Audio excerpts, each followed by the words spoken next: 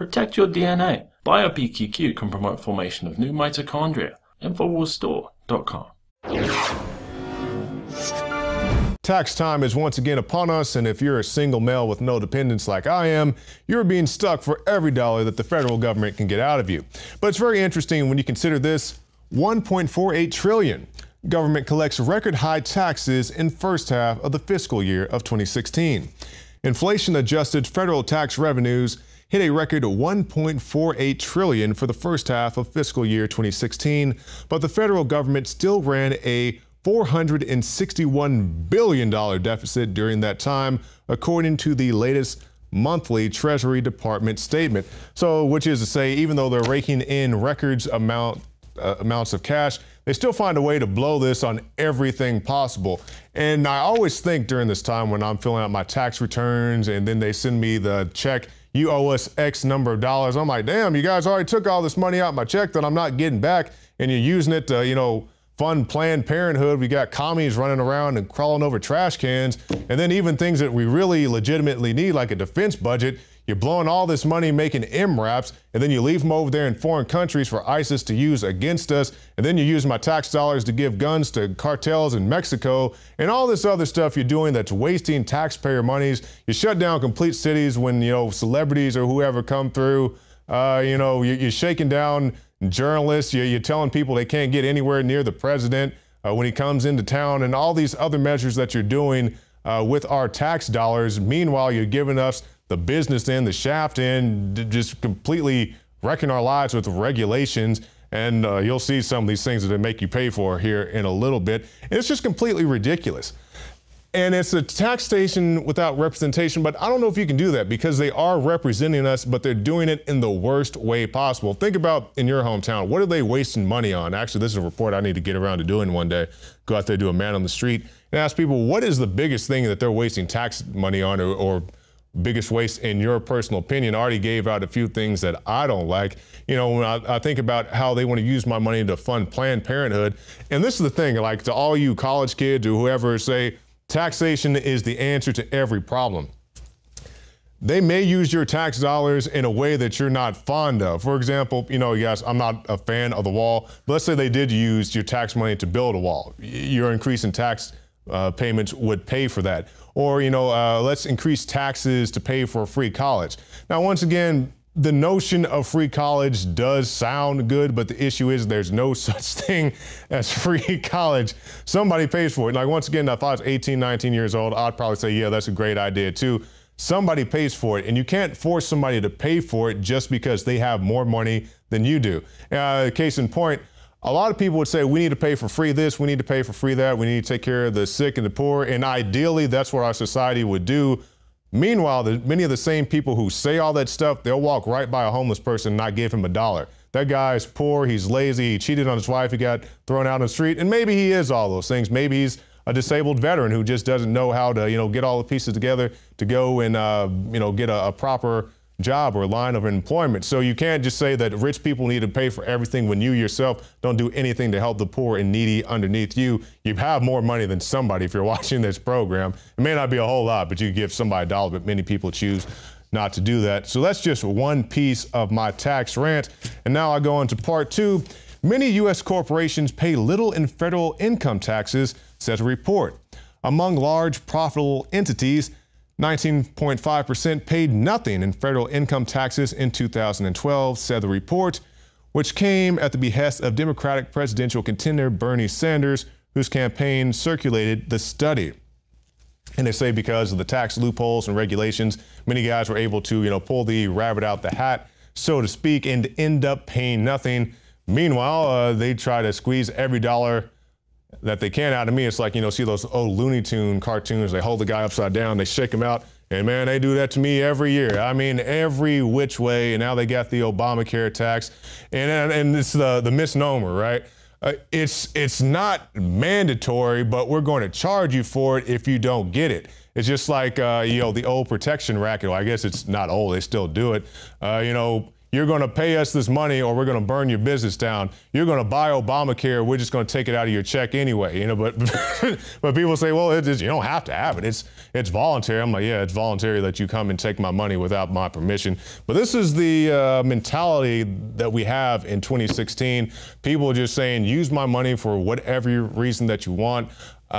There's really very little accountability. And even when they do catch these guys stealing stuff, you know, it's like, oh, oops, mistakes were made. Let's move on to other things. Like I was watching Better Call Saul or whatever. And the guy, he's all nice and sweet and they look like some family out of a Looney Tunes or a Disney movie. And then they're stealing all this money, got bags of money and cash in the house. That's pretty much what many of the politicians are doing now in our current times. Now let's talk about the political spectrum, because we see one Donald J. Trump, and regardless of what you feel about the guy, I do think that both he and Bernie Sanders, and I'm looking at, you know, the broad spectrum, are being shafted by the system. We see that here in the city of Austin, Texas, a couple weeks ago, people were calling in to KLBJ, the local radio station, saying, hey, I voted for Trump. They switched my votes to Marco Rubio. Likewise, we see with Bernie Sanders in states that I think he should have won. We see that Mrs. Clinton has a super delegates, and even though he's getting the votes, she's getting the delegates. So there's plenty of hanky-panky going all the way around in this election cycle. And we see this RNC member predicts Trump can win with 1,100 delegates. And this is Randy Evans, and he's predicting Wednesday that Trump would likely be able to secure the Republican nomination if he captures anything more than 1,100 delegates, short of the 1,237 delegates needed for a simple majority. Now, once again, there's a lot of hanky-panky and questionable at best ethics that are going on in this election cycle. So, you know, you take it for what you will. Some people saying that he's a big crybaby because he lost Colorado. And on that note, talking about Colorado and the whole situation going on with Ted Cruz, we see this piece from the New York Times, and they say after loss in Colorado, Donald Trump supporters give state chairman an earful. So basically they are calling the chairman and saying that we have a big issue with the way this election was run. But according to the New York Times, this is, you know, somewhat indicative of some changes that were made last year. After the Republican National Committee decided that the outcome of the state straw polls would have the results in bound delegates, the state party decided that it would be too risky to use that kind of system because of potential problems counting that many ballots without the proper resources. So this is a change that was made in the past August cycle. So you can say that, yeah, maybe some things were done, but also there was a change in the way that the votes are counted that I don't think a lot of people are taking into consideration. That doesn't necessarily mean that everything went right with this particular election. As I said, they're doing it to Trump, they're doing it to Bernie Sanders, and I wouldn't be surprised if these type of things continue. Now, as we talk about Bernie Sanders, we're going to talk about Mrs. Clinton, his opponent, I guess, in the Democratic Party. And they say Hillary Clinton, the first probationer in the White House, potentially. This is an article out of Kurt Nimmo's Arsenal.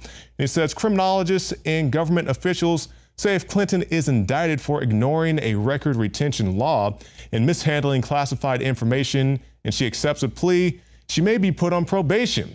The deal would need to be struck after entering the White House, however. And if you guys recall, it wasn't that long ago. It was during one of the debates. She said when somebody asked her, you know, Mrs. Clinton, what do you think about all these emails? You think you're going to be indicted? She said, for goodness sake, that's not even going to happen. I'm not even going to answer that question. And I guess that's the best thing you can do is deny, deny, deny.